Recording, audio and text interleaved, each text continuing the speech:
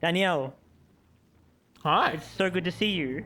It's so good to see you. Too. Good to see you too. Um, Although we it's can't been a see each while. other. I know we can't see each other because we got the game streaming, but it's so good to see you so good to hear your voice. It's been amazing. I mean, gosh, we've spent time either privately streaming on the Discord or spending time in VR chat, but um, either way, it's really good to see you, and I hope that you're doing well. Yeah, it's good to see you Um, too. And I am doing well, so that's really great. um, the work is really amazing, and I just wanted to say that I know that you've got new stuff coming out as well. So we'll talk a little bit about that later. But tonight, or today, we're talking a little bit about um, the broader meshing of games and art and the spaces that are being created right now.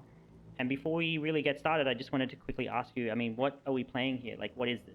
This is already quite lo-fi, and I'm curious as to why, like, what this actually is.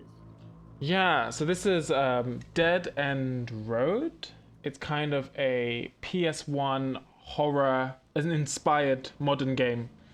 Um, kind of, it would say it would come from the horror PS1 community, which is a community that make PS1 type horror games. And essentially, the game is you drive on the road and are haunted. That's all the game is.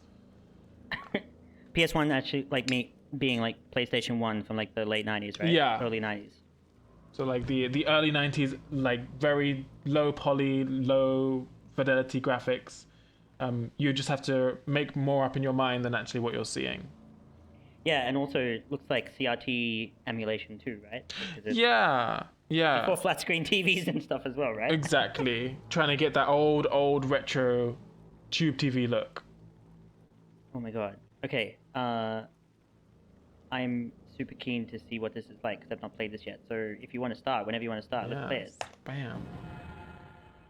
Yeah, I don't know. I really like. This is actually the first PS1 horror game, modern PS1 horror game that I actually played. Uh huh. So before actually like finding out about other creators like Puppet Combo, who makes like these PS1 horror games, I just came across this one on YouTube. And ever since then, it's just the aesthetic has just hooked me. It's just been something that I've used in my work. It's been something that I've really been inspired by constantly.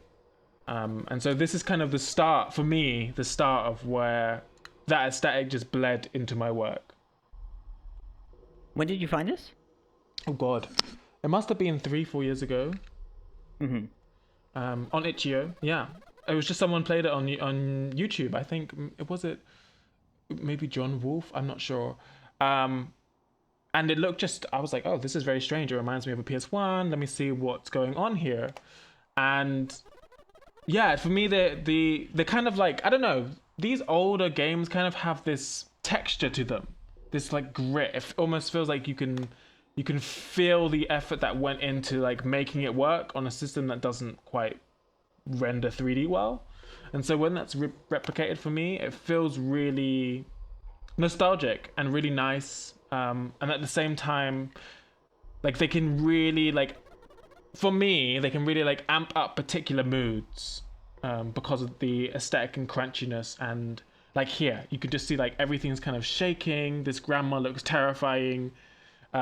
It's just it doesn't feel quite right. And I feel like when you're using that with horror, like a very lo-fi, low poly aesthetic is like perfect. But her eyes, it's funny too, right? Because like it's not just that she doesn't look right, it's also because like her eyes don't have pupils and it's hard to tell because of the resolution whether she doesn't have pupils because she doesn't have pupils or she doesn't have pupils because the game doesn't render her pupils because it's too lo-fi, right? It's like that ambiguity, right? Yeah, exactly. Like, and like the thing with this aesthetic is like you got to make up your mind what you're actually seeing. Like you're filling in the gaps more than actually what the game's telling you, because the game is like, I can't be bothered to actually show you everything. Like not everything is actually being rendered, but it means that like you start filling in the blanks for this space, and or at least I do. And so like I really start thinking about like, okay, where is this? What's going on? What's on these walls? Like why is this so creepy? What is she talking about? And I think she's kind of talking about a ritual. So here she tells us that while we're on the road, we have to collect items, and we have to get a book, a bell, and a candle, and that's all that's told to us. And can you remember that? Can you remember that? Yeah. But the thing is, it's like when you go to the shops, like you have a set amount of money, you drive to the shops, you got a set amount of money, and a bell, a book, and a candle seems so simple when she says it, but different things can be a bell, a book, and a candle. So is a lighter a candle? Does that count? Or does it have to be a very particular candle? And there's like a load of different kind of variations of the bells. But if you get them all wrong, you played the whole game and you die. So it's super hard. I've never actually completed it. Oh god.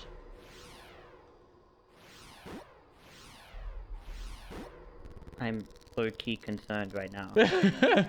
And I just love this aesthetic so much. Like, for me, this is like a perfect point to talk about like user input and how you can make them feel like invested, even if what you say doesn't have any effect. So like what I'm going to request from Dark Powers is trans power, and that's accepted. And for me, that's something that I really want to take into my work. Where actually that's often used in your work. Like that's often, that's terrifying. But that's you have questionnaires and things like that in your work, so you can definitely see. So is there something about the user input? I mean, this is harking right back to the beginning of video games, where you entered a name and things like that, even before character generation, right? Like before one could create characters in early text-based games, there were certain text-based games that would let you enter a name for a character. Right. And right, that yeah. user input is like, tell me more about like why you like that. Yeah, so for me, I don't know, when I played a lot of games in the past, that I often felt like I was playing a role and position that had nothing to do with me. And I couldn't really be involved in. But when a game kind of offers the chance for you to actually like note down your input and write it out. Someone just throw a trash can at you. Ooh, yes. Stop. Hey, come on, focus on the road. I'm so bad at driving games. This is awful. Oh god. Go on. So when What the? Oh my god. It's just like every single horror trope all at once. This Right. is hilarious. Oh. Yeah, it's a bit ridiculous. Like, it's not the most terrifying continue. game. No, but like, so for me, even though when I write trans power at the beginning, it doesn't actually do anything. I don't think it affects the game. Maybe I have to type the same thing at the end, but just because it let me do that, I feel like that's the thing I'm working towards. And so I'm working. It's a simple towards... mechanic it's a simple mechanic to add some kind of investment for the player. That like. Right. Yeah, exactly. Exactly. Yeah. It's almost like you put in your own game mechanic there just for a second. You know. The objective becomes yours. Exactly. And oh god. Okay. I have to say the ghosts really, they really know why can't you turn on your high beams for starters? That seems like that would solve a lot of. Wait, did you turn off your? Yeah, you can turn. Wait. Oh, you can turn them off.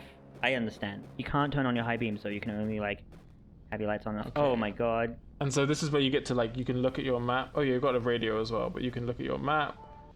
And where are we? Anvil is to the... Oh, we need to turn that off.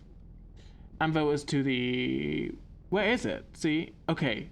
To the left. Ah. So we can either go there, or we turn... I think that's the only way we can go. Let's just go there. Oh yeah, so now we're at a shop and we can go and buy things. And I don't know, for some reason I just love games like this where you're just locked on a path. Like it's so super linear. Like there's not much you can actually do, but just doing it is really difficult. Like the information they've given us is nothing. And we have to like kind of infer everything that's like we got to infer what the point of this game actually is and then do it. and we could be completely wrong. And this game will let you go on the whole way to the end, and you've already failed it in your first choice. Okay, so let's make a choice and we can see what that looks like. Yeah. Okay, let's go to the supermarket. All right. Great. Amazing. Okay, so I don't actually know what any of these do. And I don't know why we would buy What do it. we need? A book? We need Candle. a book, a candle, and a bell. Okay. So for me, none of these are a book, a candle, or a bell. So that's mechanic, obviously. I'd say the pawn shop will have something. Yeah. Let's do the pawn shop. Because I think maybe the food... Aren't you glad I came with you? Right. I was going to stay home, but oh, there's a bell. So does a old brass bell. Okay, that's a bell. That's a real bell. But they're going to ask for 12 pounds. Yeah. That's all right. That's good. That's expensive though, really. I think it's good. I think it's all good. Okay. Does a lighter count as a I don't know. Or more importantly, do we need the lighter to light the candle? How much is a lighter? Ooh. Oh, it's 5. Let's get it. But it was unreliable though. Oh well. We're in this is a stressful situation. We can't be just like impulse purchasing here, Danielle. I'm an impulse purchaser. That's it. I've impulse bought that. We're out. We're not going to the. Oh, okay. All right. See, for me, I buy and I leave. That's it. I'm done. And now we're gonna go back on our road journey. We're gonna enjoy the trip. Me, you, the kids in the back. I'm really enjoying this road trip. So I think this centers on something that I am curious to talk with you about a lot more, which is this idea of why you personally are driven to get it because you're driving a car, but no, seriously, like why you are compelled to make these kinds of games. You're an artist who your trajectory has moved, not moved, but like you're an artist and your trajectory has morphed over time from public performance or spoken word or other kinds of performance into game spaces. And I think probably the pandemic, if I can like just say so, has contributed to that as well. But I'm interested in there seems to be a meeting point between your love of this old aesthetic and your recentering of Black trans identity and aesthetic. Like these two compete. Not, I'm using aesthetic in a very loose sense here, but there are two competing aesthetics here that meet in a very compelling way in your work. And I'm curious as to what draws you. It's clear that they feed into each other. So if I can just pick, we now have the radio going. If I can pick one and say and then lead it into the other. It seems like you have this love of this kind of aesthetic, this older aesthetic in video games, and then from that your experiences are drawn into that. And I'm curious as to what drives that and that reflection that you have around that. Yeah. Well, there's a lot of questions in there, but I think the first... There is. I'm sorry. No worries. The first one for me is why I moved from kind of performance to yes. Let's start with that. Video games is because so during the performance I was kind of making similar work, and I made this piece called Digging for Black Trans Life, which is all about digging for history of Black trans people and not finding any, and wishing that I could speak to Black trans ancestors who are just Black trans people of the past. Yes. And so in that one I made like a 40-minute animation as well as a VR piece. And I stayed in the room for 8 hours a day, Jesus, and and so the whole thing is, I mean, my aesthetic, it's very clear what it's about, but the problem I was finding is that people were finding it very easy to consume it, and because I was performing, it was kind of something they could step into, not think about themselves at all, and see as a kind of wacky, fun thing to look at. Mm-hmm. And that started to really grate on me. And within this work, I actually had false choices within the film. So there were these choices that would come up, and they'd be predetermined. Essentially, it's a video. Mm-hmm. And after that show, I decided that I wasn't going to be like the center of attention anymore. I wasn't going to be the trans person you can come and visit and look at, and instead, everyone that's coming to see the show is actually the one that's performing. Mm-hmm. And so that's how I kind of got into making video games, was that I decided that the performance would only happen by the participants coming in. You decentered yourself and replaced the player ego as the central figure. Yeah, I think what I did is like I was like, what's the best way to center Black trans people and decenter this gaze that like people like to look at me because they see me as an other, and that's why they're coming to see this work. Yeah. And so I'm gonna buy that. So for me, the best way to do that candle. Yeah. was to make everything that someone sees responsible to that. Do we need single matches? person. Do we need matches? Wait, we need matches. Oh yeah. Sorry. Continue. Oh, £2. Yeah, matches. We're getting good. That's expensive. That's expensive for matches. That's pretty good. It's pretty good. Hey, this is basically the apocalypse. Who's driving on this night? Let's go check the pharmacy. So yeah, so that's kind of the why I kind of transitioned into video games, and why I think video games are so amazing is because everyone will play one of the games and everyone will have a different experience. Fair to middling range. Do you know what? That's fine. I don't need any drugs. It's even interesting because like that's even true without there being such a linear outcome, right? Like even when you center like the point you made at the beginning when you said like that you can even center user goals or player goals through their own like text entry into the game, and even if that doesn't really come back again or has no real effect in the game, there's still that still completely recontextualizes it for people, right? Right. And that immediately, even just that mechanic, let alone the fact that you're decentering the self and replacing it with the player, like those two together, those two simple mechanics just immediately change, like recontextualize your work. Right, exactly. Yeah, exactly. And also recontextualizes like why the person is there in the first place. Yeah. And also like how long they'll stay in that room. Because I found that people would stay in the room and feel very comfortable. And for me, I don't really like people being passive. I don't really like people feeling super comfortable. That's just, I feel like that's why I'm drawn to horror. Like I like people having to sit through something because it's good, but also at the same time desperately wanting to leave. And for me, that's when a work is really good, when they don't agree with everything, they don't like everything that's happening, but the work is good enough that it keeps them there to experience everything.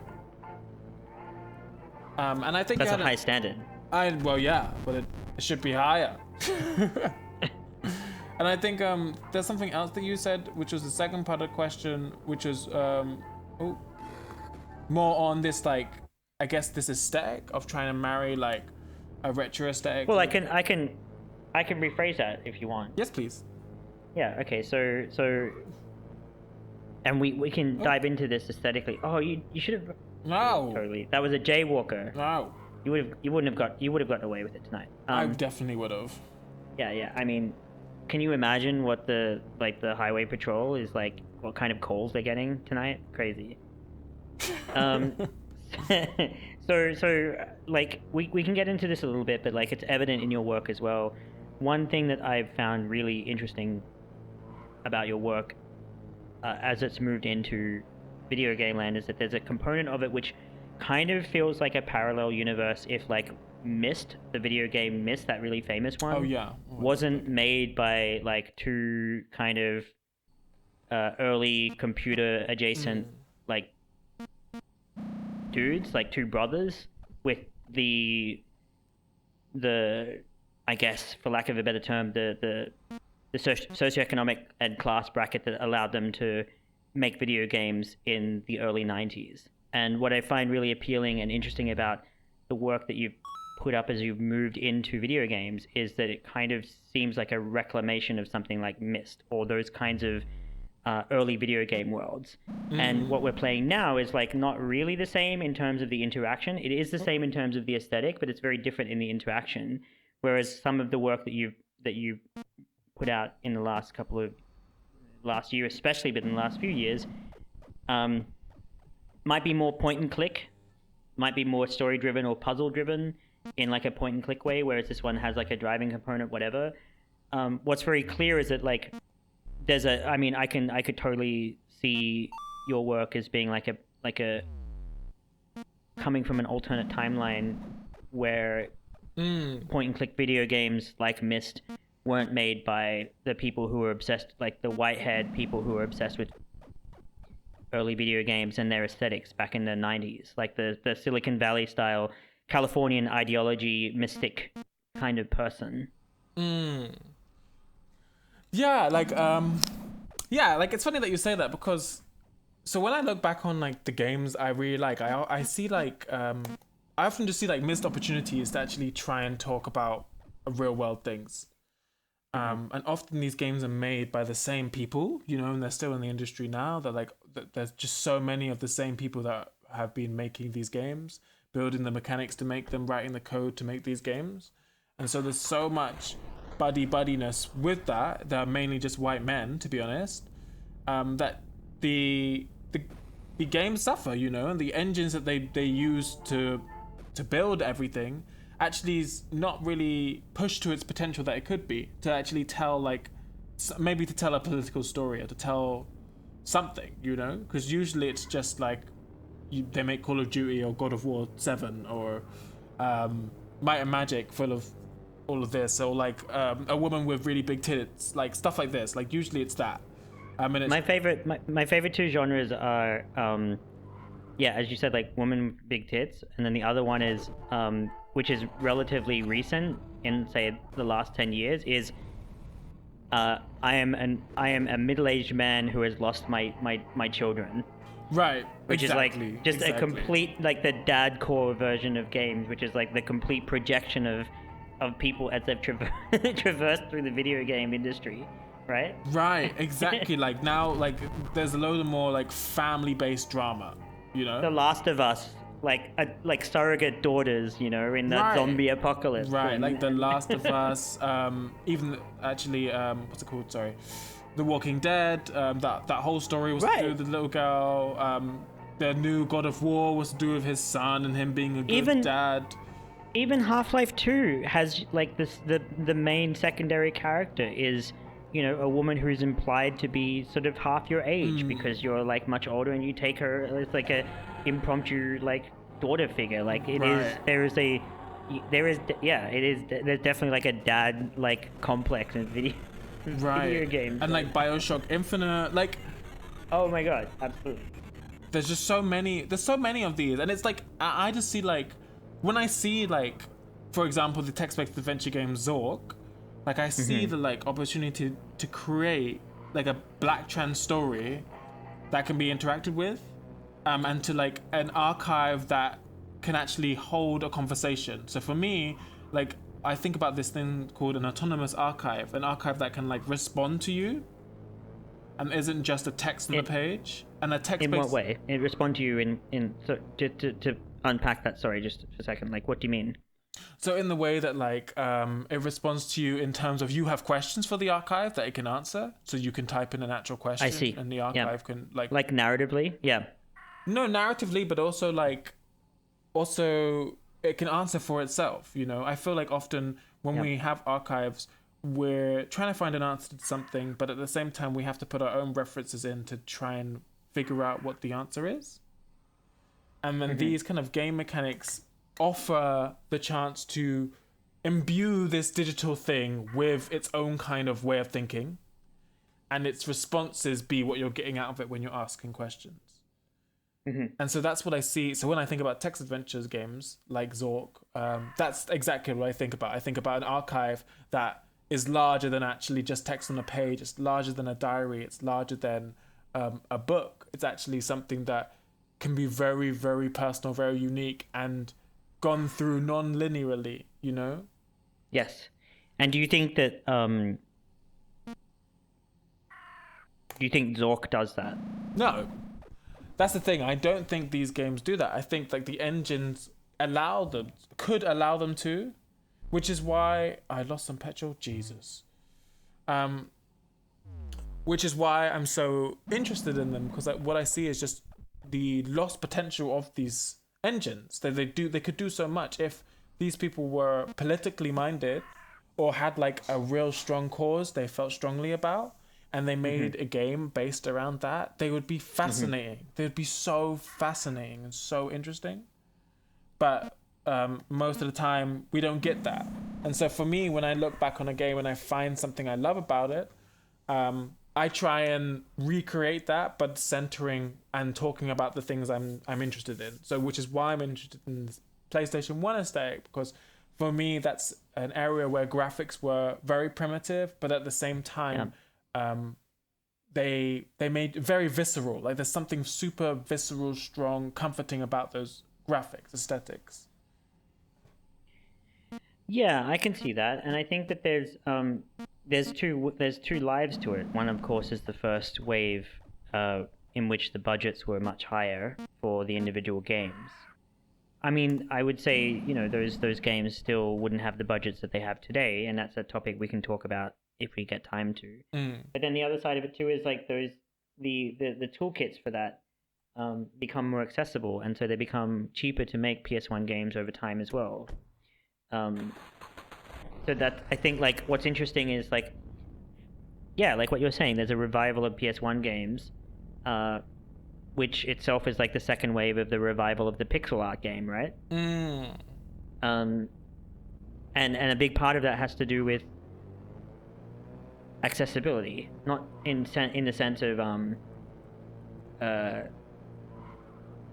accessibility in terms of the class accessibility and the decomplexity of the systems to make these games. Yeah, right? and like also like iterations. Like when I think about these like lower poly aesthetics, like some of them take less time to. It takes less time to like model a low poly person than it takes to like a high poly version. Sorry, and so you can kind of get the things right in the low poly version to really. To really like capture what you need it to, because you have the opportunity to. Why can't I move forwards? Oh god, you got an owl in your car. All right. ooh, that was scary. So you got the opportunity to like iterate, so re-go over it, do it again and again, because maybe it takes you like, well, it takes me like 5 minutes to do a low poly model. So it means that when I'm doing that to like say archive a black trans person, did I run out of fuel? Oh, this is. Oh, It's one of those games, eh? New game. New game time. Okay, so new game. So the story of this game is that it's actually one of the first Game Boy Advance games I had. And it's the one I remember the most. Like, I honestly don't remember much of what I played on Game Boy Advance apart from Doom and this game. And it's a very trashy GTA clone. Early GTA clone. No, trashy. yeah, but is it early? It's like the pre 3D. Yeah, so it's like a GTA top-down view, like Grand Theft Auto 1, Grand Theft Auto 2, which were essentially aerial views from the sky. And so you only see the top of everyone's head, and you kind of drive around, still cars, everything's still the same. This is so late 90s, early 1000s. Right. And in fact, I can't even believe they put this video on a Game Boy Advance. Like, it's just ridiculous. Like, everything about this is ridiculous. Like, and the game, when I replayed it recently, it's terrible. Like, it's not great. It's not great, but my only memories are it was amazing, and I lived in it and I breathed in it. It was the first game that I would do stuff like obey by the traffic lights and walk the streets with the other pedestrians and just pretend I'm having a nice day, and then occasionally crash a bus and like, oh, I just have to defend myself. And so for me, this game has that kind of history, but at the same time, just look at the aesthetic. It's a mess. It's a mess, and I'd love it, and I love it. I just love, like, it's just you. I feel it. You can feel it coming off the screen. It's like a complete mess that we're gonna have to play and get through. But like for me, something like this is just like, it feels so visceral. I can't really explain why I'm so drawn to this, but I don't know. I just love it. Like, these are actually two 3D rotating joysticks on a Game Boy Advance. Like, why would you do that? I don't know. It almost seems like there's an element of irresponsibility to it. Right, and I feel like these games were so cheap to develop that, like, this risk wasn't that bad, you know?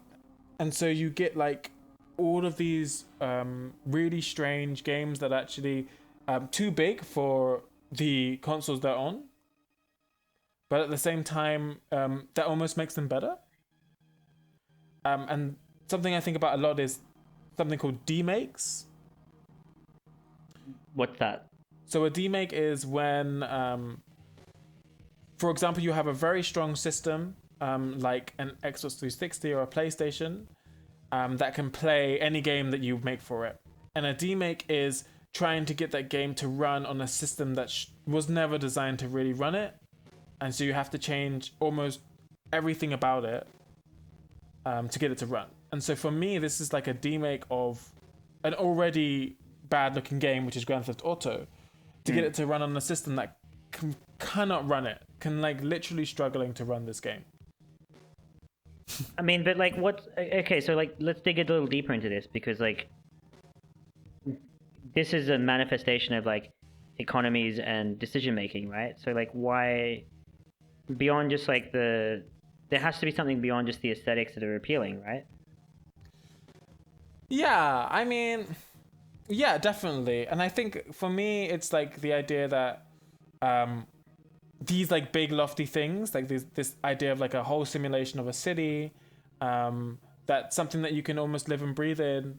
I mean, I don't know how well you could breathe in this world, but it's like putting something so big into something so small, and almost like it's almost like a useless thing to do.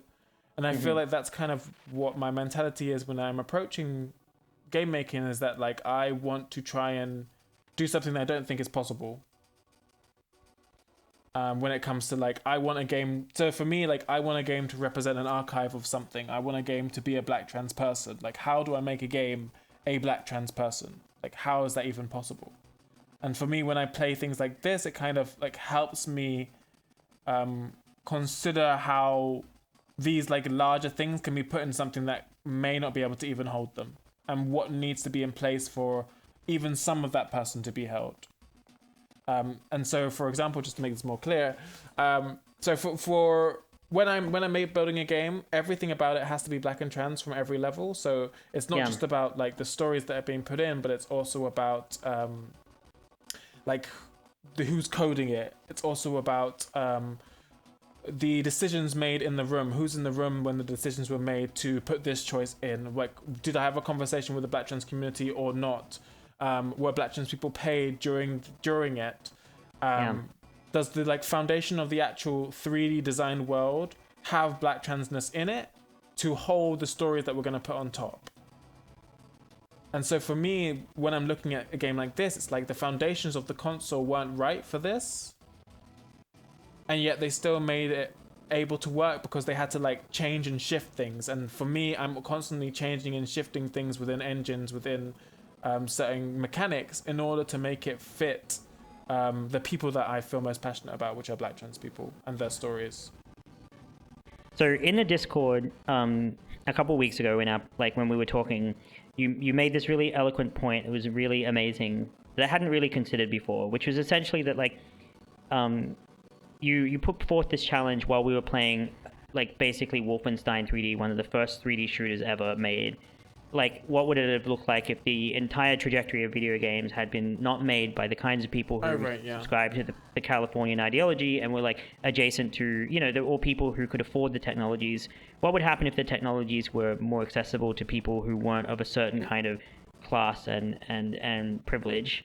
And so my two parts of like, can you reflect on that? first, and sort of talk a little bit about that. And then secondly is like, how does that then drive your technology choices in your work? Right. Yeah.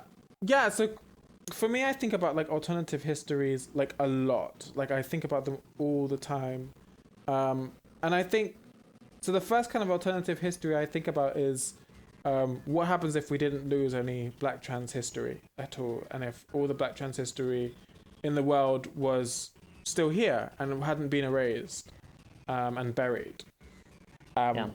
And so for me, like I see like technology as a way to kind of try and think about that. And when I think about video games, like the first thing I try to do, and I think I just mentioned this like earlier, is that I try and like replicate Black trans people in them. And usually in video games, the team doesn't reflect that at all. So you usually can't get something that actually reflects you wholly. Can you just to hinge on that for a second, like what do you mean by that? So for example, what I mean by that is that the teams are usually made of a very particular demographic, and because of that, you don't get the range that the game would have if the demographics were different. So I often think about, okay, so like how would this game differ if the team was Black and trans, and how would their representation of Black people, how would the representation of the places Black people are living, how the representation of all of those things be if the actual team was Black? And how would the game mechanics differ? Like what mechanics would actually be in a game that was designed by a Black person, designed by an entire Black team? And what would be the point of video games if the industry was actually designed by Black people itself? Like would the point be less of entertainment? Would it be more of art? Would they be seen differently? All of this kind of stuff. Would they be seen as more of a nuisance than they already are?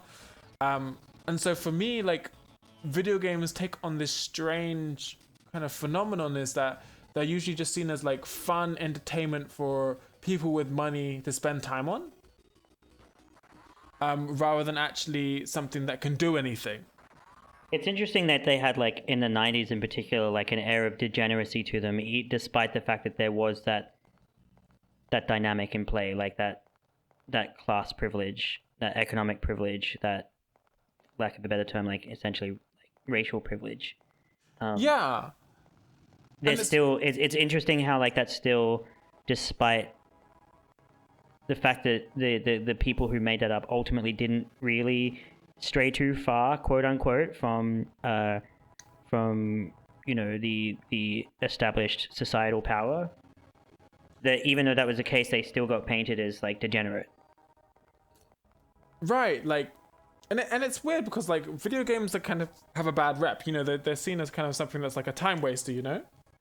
They're not really seen as like this is the weird thing, like video games aren't really seen as like worth anything apart from entertainment. It's not the same thing as like a movie. You don't really get a video game that's cerebral in the sense that someone will talk about it in an analysis and say like this game will change your life and like is a really good look into the studies of like how humans are destroying the world. Like you don't get a game that does that. Usually it's like you're the person destroying the world and it's fun, and then you turn it off the game and the game's done.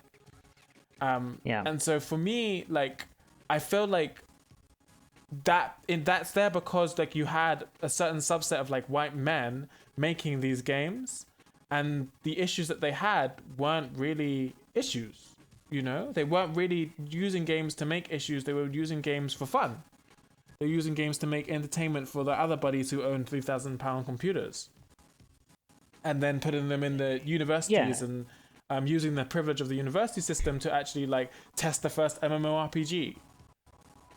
And even the first deathmatch was like played on university computers, right? Like the first multiplayer Fragmore concept, right? So no, I mean you're exactly right. I mean like for all of its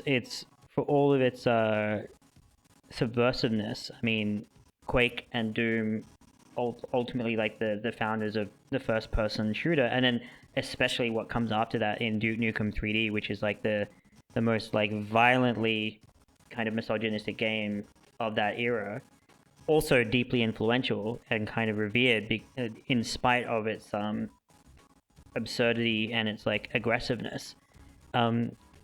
yeah, I mean, they're all cut from the same cloth in that sense, and it's not just the if I'm hearing you right, it's not just the game itself, but also like the decisions that are made in the underlying engine of what to simulate as part of the engine.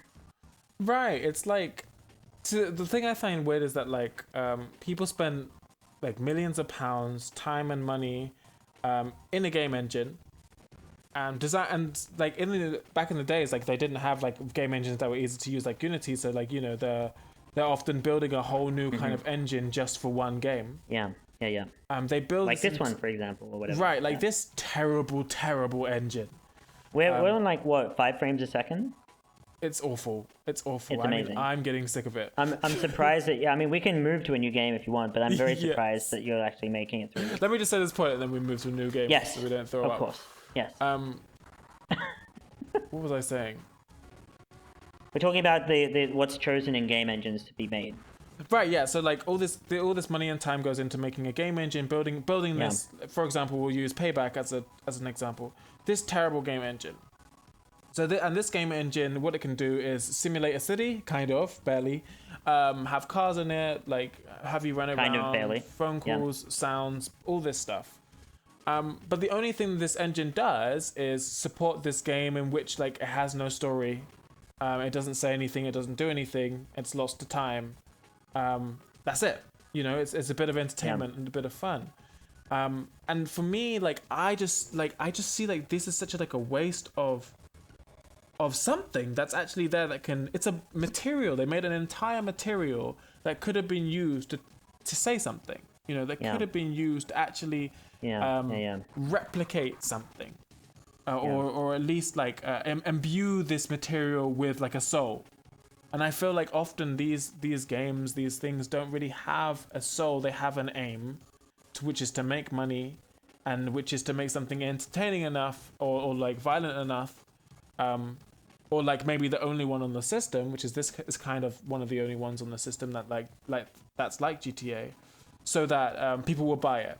But I don't think we often get games, and we're getting more now with like the indie scene, but I don't think we often get games that stray very far away from that and say like, no, this game, it's not for everyone. It's only for a specific group of people. Anyone else that will play it will feel uncomfortable because this game isn't trying to be what the gaming industry calls games, and is instead trying to use the material of a game engine, the material of choices, the material of interactive media as a way to make something more clear and make something more easily understood.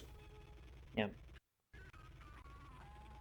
Okay, I'm done with and this it's like game. a synthesis. Yeah, and just to recap that's like a synthesis of. So go on. That's a synthesis of both the I guess for lack of a better term, market forces combined with the experiences of those who make the games and the kind of access that was there at the time, combined with the choices in what to limit, the choices of limitations. If I can just say one thing, I think that like Quake is a really good example of that in terms of like the engine prioritizing absolute drabness over all else. And that there was a period within video games where everything was drab and there was no kind of like, there was no space for flamboyance, for example, in the early video game culture. It's like a simple example of that. Which this is kind of bucking, and perhaps that's part of why you find it kind of appealing, because there is a weird kind of like anti-aesthetic flamboyance associated with it, even within the confines of like a half-simulated city. I love that you have played this enough that you could like, you knew that you could drive through those spaces, because I certainly would have thought that I was going to drive into a wall even though you drove underneath like a cover. Yeah, I mean, I used to play this game, I mean, all the time. On a smaller screen, mind you. Okay, we're switching games though, because this game is making me sick. Well, okay, so what's coming up? What have you got next? Oh, so next is ASCII Sec. Let's play this. Okay, so first name, let's say, okay, I guess or just enter my actual digital name.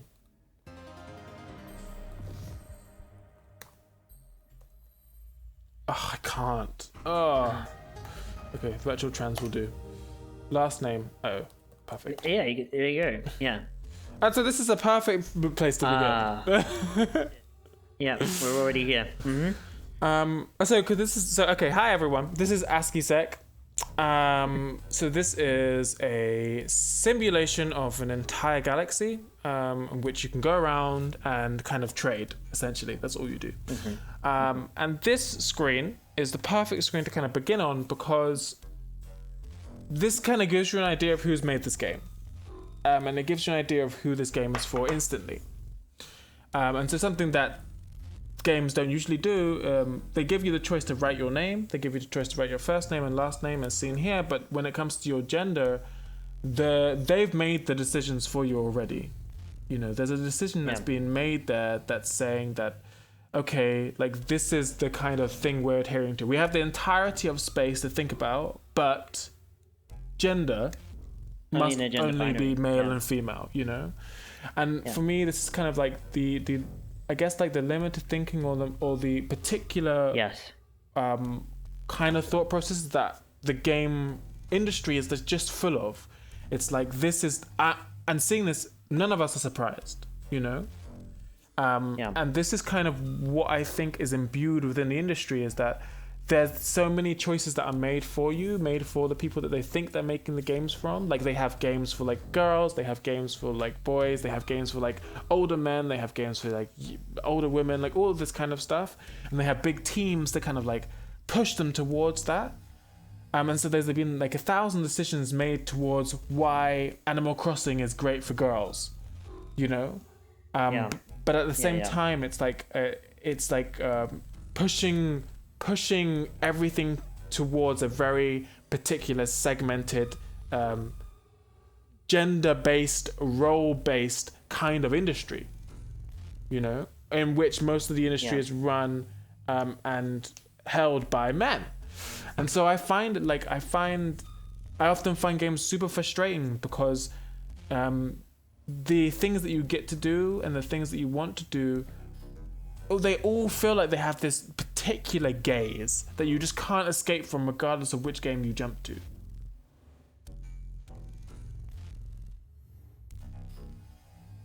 The whole galaxy ahead of us, and we are immediately constrained in a system that theoretically could simulate anything we want, especially with the engine itself being reduced to this resolution, so it's actually quite accessible. I mean, I know it wasn't potentially at the time, but you know, you choose a graphic style like this so you can dedicate 99.99% of your computing power to the simulation itself. And so even within that, even back in that time period, even with you know, the everything that we've said in this idea of computers transcending the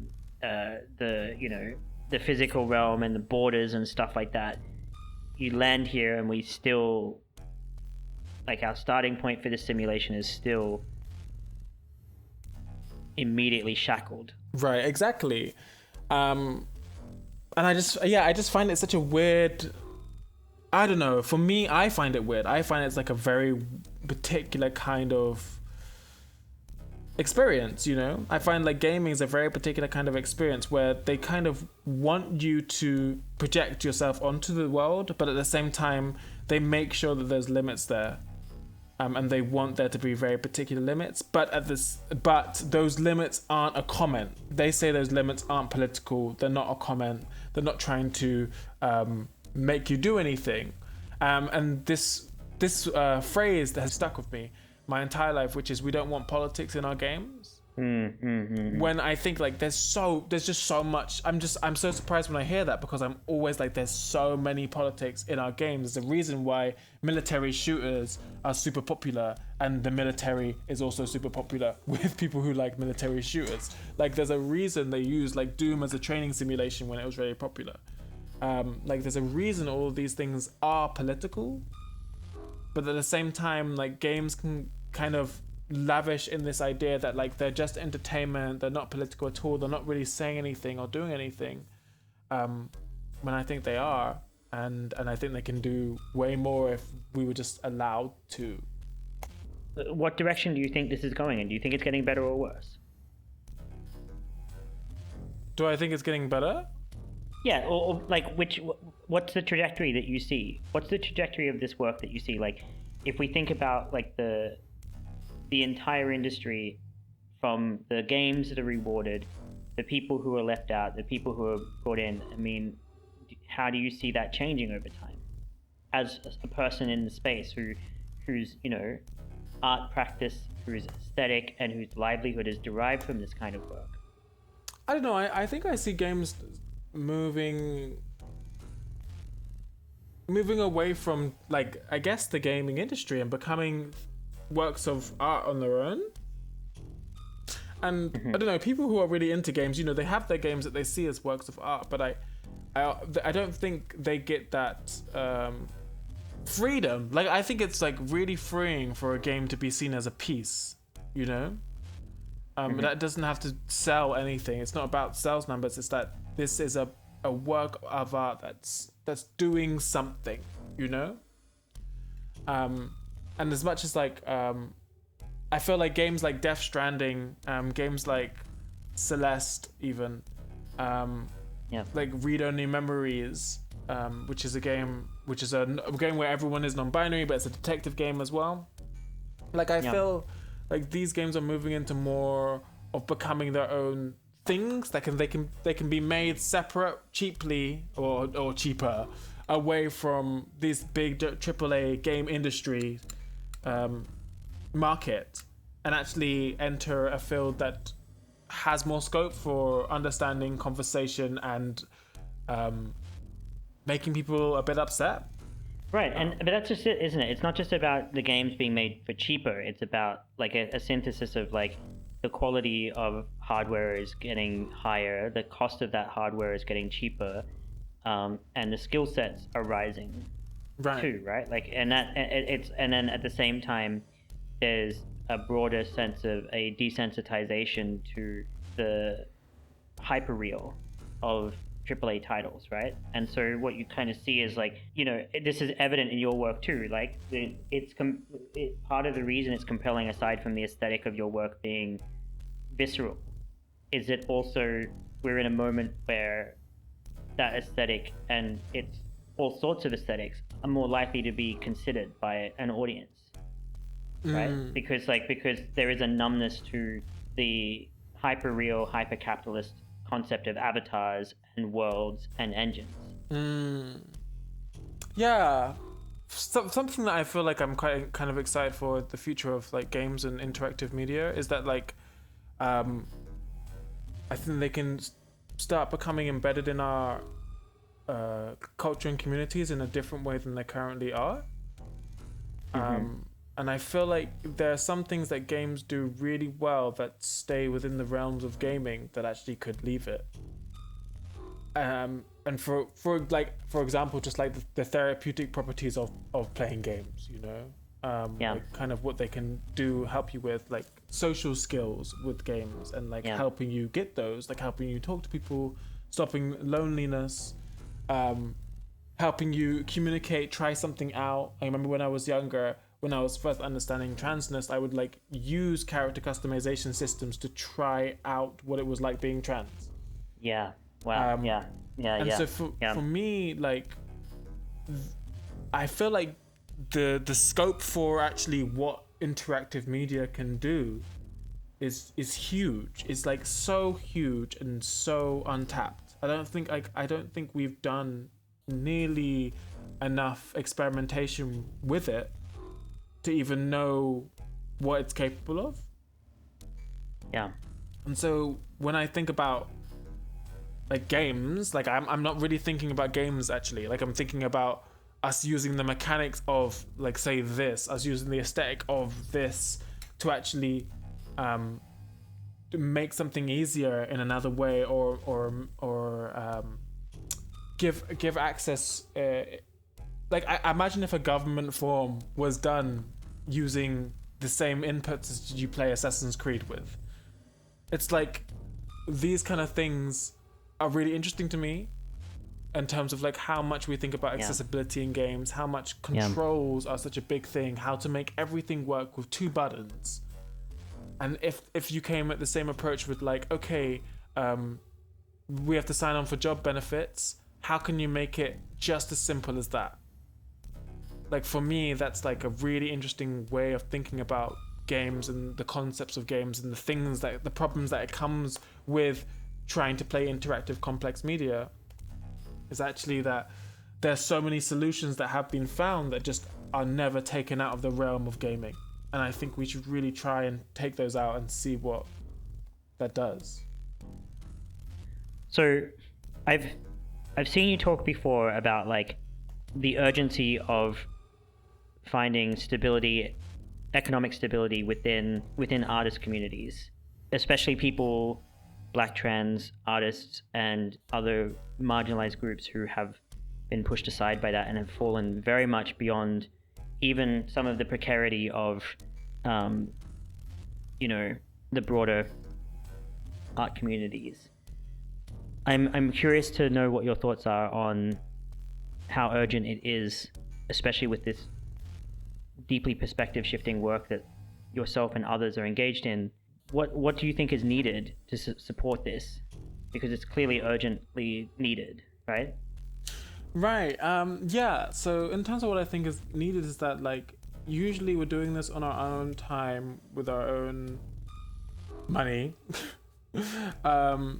and not really having the sustainability to actually hire and like push out and think. No, actually, scratch that. I think like we need time to actually think and consider what we're doing. Yeah. And often I think we're very reactionary into thinking like, okay, these are what I currently need. This is what I feel like I need. This is what I see that my friends and family need. And so I'm going to try and make that with the supplies I currently have. Yeah. And usually those supplies are nothing, and so you're trying to go on good faith. You're trying to scrape together the money that you got for maybe funding or a commission or a project to pay everyone that you want, that it's in your family, that in your Black trans family, and at the same time create something that remains as a kind of stand-in for them for when they're not there. For example, like a Black trans archive. Yeah. But the system that's wrong with the system is that, like, that's not sustainable. Like, you can't keep doing that because that the money's not enough for you, and it's not enough for the participants involved, and everyone deserves more in that because they're giving so much of the energy to make that. And so something I did in Black Trans Archive is that we paid everyone to be part of the archive for just their involvement. And one thing that came out of it, someone said that they had never really just had time to be in a space with Black trans people. Like, they just hadn't really had that. And they said it felt kind of amazing just to be sitting with other Black trans people and not be worrying about anything. That's just what you're doing, and you're being paid to do that.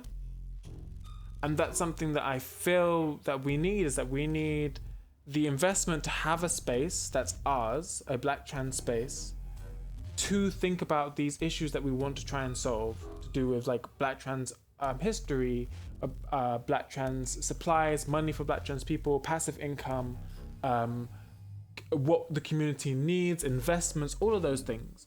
Because currently we don't even have a space to talk about those things with each other. And then from that space, we need the space to be able to give people long-term jobs. And something that I've always wanted to do is create a Black trans game studio. And so what that would enable people to do is they would come up with their own stories, and we would essentially make those stories, make them into experiences using the expertise that we had. And so it wouldn't all come from us. People would come in, pitch something, and we'd help them make whatever they wanted to make. And it would be a much more community-based approach to building a memory of someone and a memory of what this person wants to do with the community, rather than us holding all the keys and only letting a few out at a time. Yeah. The thing is, it's like, what I'm asking for is like actually very straightforward and very simple. It's like a Black trans game studio, just like you have all the other Exactly. kinds of game studios out there, like a Black Trans game studio is all I'm asking for. But actually, just something that simple is super difficult to do, you know. And I don't think it's impossible at all. But that's the kind of point we're at. It's like even wanting a space that's for Black trans people to sit in is very hard to find. They're very hard to keep because there's no there's no one has made the investment into our lives and into those spaces. And I think that's what we're missing out on, is that people are not invested in hearing like the things we got to say, the media we've got to create.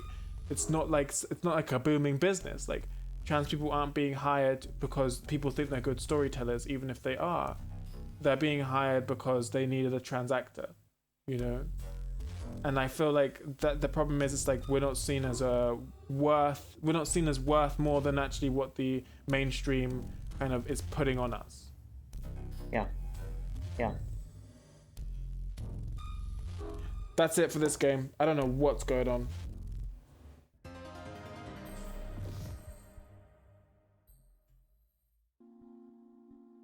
So this is current working title is Ocean Remembers Your Body, and so it's a text-based adventure game, in which you have to type all your answers and responses. And essentially, that's what it is. It's also secretly an archive, and yeah, it's like my first kind of foray into creating a game just using just text, pretty much, and seeing what that can do. In terms of talking about archives, loss, history, and memory. And so the first How does that manifest? Actually, I will not ask that question yet. Go on. Sorry, the first thing. Sorry. No.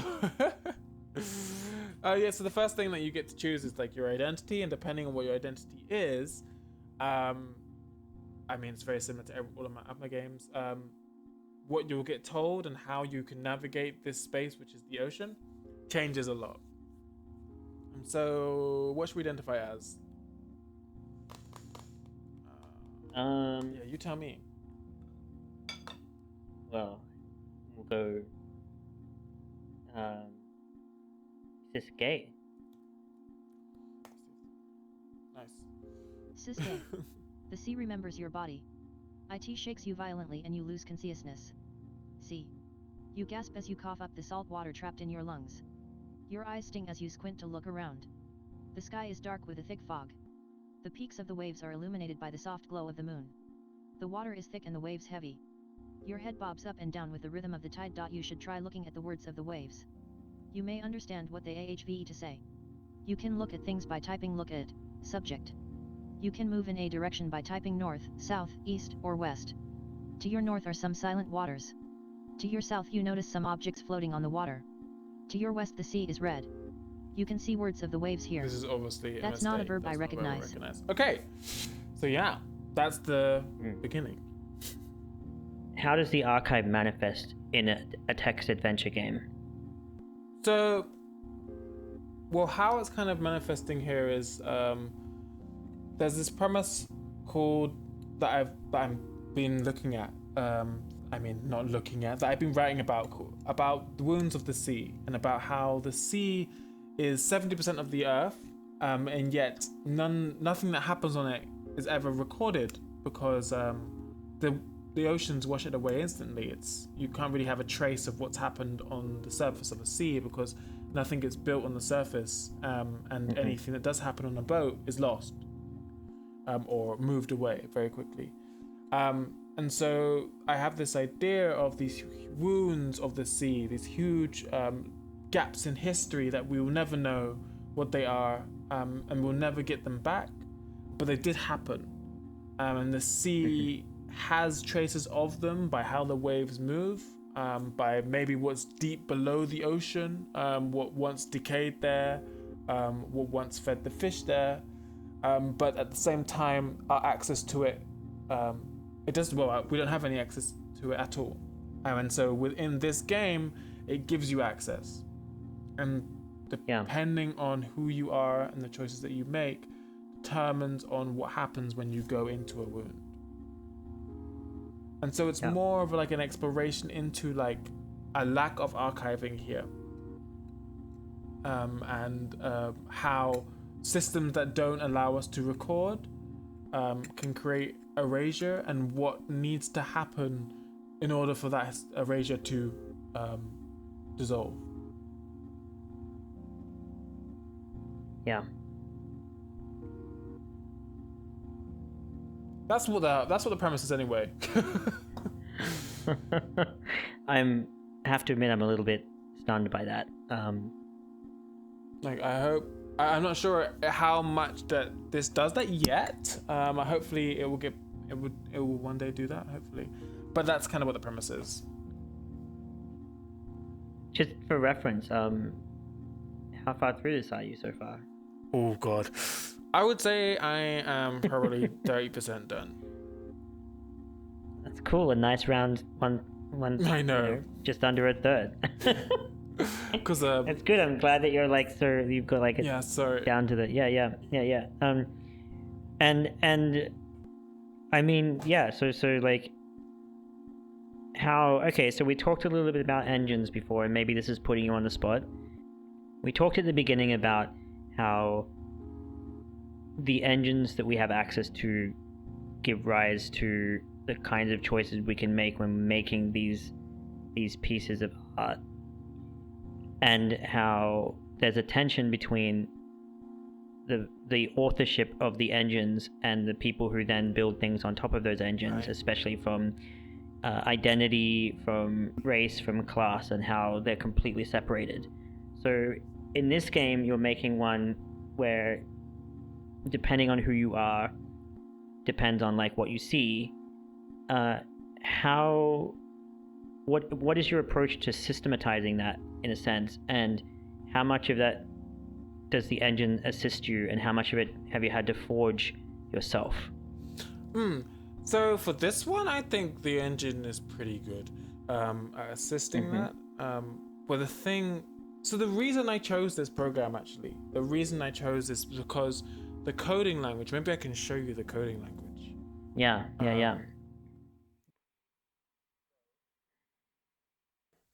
So right, on the left-hand side is the coding language here. And so the bits of code I'm writing is, the ocean remembers your body is a room. That's a piece of code. Yeah. And so what drew me to this one is that like I could write stuff like, gender is a value. The genders are cis, trans, and unknown. Understand cis, male, M or F, or female, or white, or English, or gay, or girl, or woman as cis. And things like this, like, and like this may change later, but like this to me is archiving something, even within the code. It's like, even that the fact that you can read the code of this game and it says that, for me, does something. And because like you can start to look at the kind of poetics of what the code is actually doing, and how it's segmenting people up, and how none of this is neat at all, and how it's kind of making a point, and the code isn't like, this is not super hard to understand. A person has a gender, the gender of the player is unknown, race is a kind of, I haven't added that in yet, but you are writing this in such a way that you could be standing across the room and speaking it to the game. Right. Like, I'm writing it in a way that, like, you could play the game and you could read this text after or before, and both will tell a different story. That's the kind of what I want to happen, is that, like, by the end of this game, I want me to, like, format this in a nice enough way that you could have a print off of the code, and that is saying something one level below what the game is saying. So there's like a deep, so like you can start seeing like all secrets I've hidden in here. So like here it's like, understand Eben Sadipo as a black trans artist in Nigeria living in the UK. Like, none of this is like that is said, but this is what's being recorded in the code. Understand Travis Banza. Many of you have already been guided by them. They craft vehicles for us to travel in, pulling our friends alongside us. Now we move as a force. This is what you were saying at the beginning, like when we were talking about Zork at the beginning, about like surface, like creating an archive using the tools that you would use to create an archive with this accessible language. Right. But because the player takes a linear route, they won't see 99% of it until they dive into the underlying archive source. And like something I love about I mean games, but something I like people to do is put in work, you know? I like people to like want to look one level deeper. Yeah. And I'm trying to build a system that actually rewards that. So here, if you look one level deeper, so when I'm displaying this, I'm gonna have the 3 screens, the games on each of them. There's gonna be a map above them and then a printout of the code. And so in all the levels that you look, you'll get more and more information and more depth. And in the map, there's like certain coordinates that lead to real places in real life. So if you Google those coordinates, you'll understand more of why an area has a certain name. Yeah. And so you start adding like all these essentially Easter eggs, just a load of Easter eggs that reward digging. And the whole point is that like I'm trying to get people to start digging beyond the beyond what we give them to dig, beyond the choices that we give them, and actually pushing past those and saying they want more and putting the work in to get more. Because I feel like as Black trans people, we're always putting in the work to make a choice available that was never there in the first place. And that's what I'm trying to do with this work, is like give people the opportunity to break out of the choices that they're presented with. And if they do, there's more rewards to be had. There's more there. There's more of a story. That's really powerful. So there are 4 versions of this game. Mm-hmm. 3 of them are made. This is the last version being made. And they each take place kind of differently. So one is a group game that you play. I'm the dungeon master. And there are choices and everyone chooses collectively. The other one is like more of a movie, but you play from the position of your ancestors who traveled across the sea. And the other one is kind of like a fun little flash game, which you just get lost in the sea. And the 4th one is this one, a text-only based one. They all have different engines. They all have different audiences and different ways of participating. Yeah. I don't know exactly why I did that. I mean, I know why I did all the different kind of, because this text-based one, it's more about you being put into a sea that can remember its history. Yeah. And what happens to you as an individual because of that. Mm-hmm. The other game, which is called Parroting Blackness, is more about how your ancestors traveled over the seas, what they did on those seas, and what could have been done to stop that violence happening, or that particular history happening.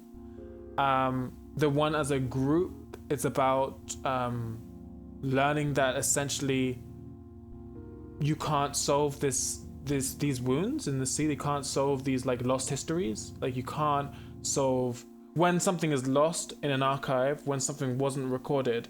That wound in history, that hole in history, is there forever. Yeah. And so it's not something that can be solved or puzzled or like extrapolated from other bits of information. It's gone. And so it's learning collectively that like no matter how much we speculate, we've always lost that. Yeah. So yeah, I think that those were kind of the ways I'm approaching building this kind of work.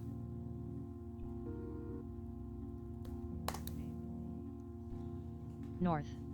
Silent waves. The texture of water here is more similar to oil. You see some figures made from liquid dancing on top of the water. They are in a continuous process of loosening and regaining their shape. Swimming toward them, they notice you and dance around you. To your east appears to be turbulent waters. To your south is the sea you began at. To your west the water is fresh. You can see water people here. It's in progress. This is part of the charm of text adventures in progress.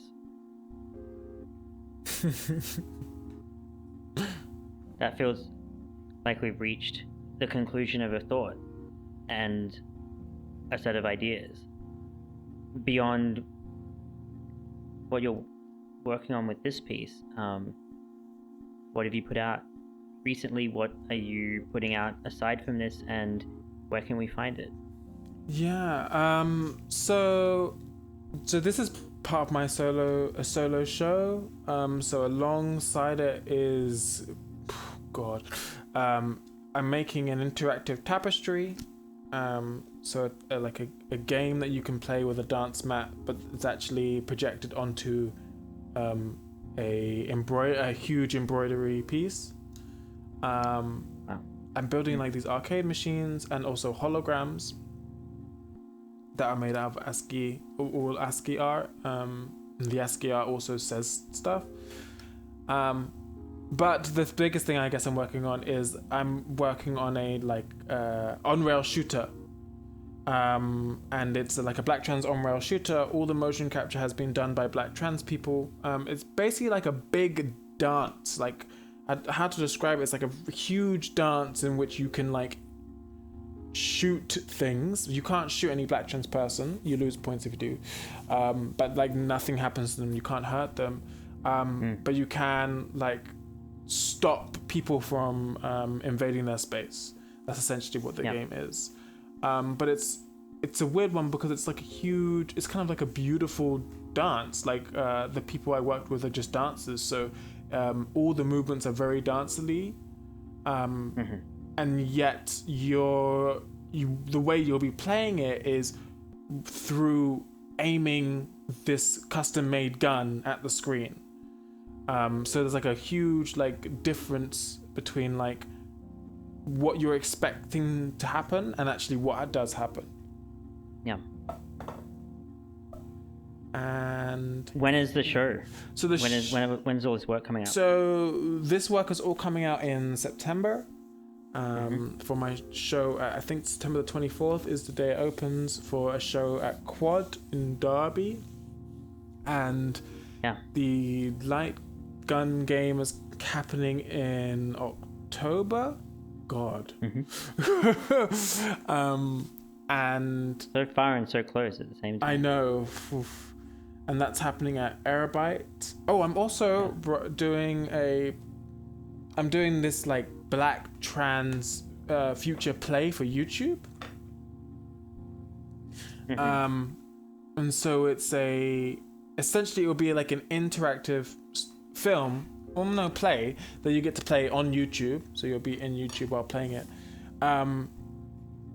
And I think it's going to be a love horror story. This is going to be a weird one, and I think it might be a love horror story all done using ASCII graphics.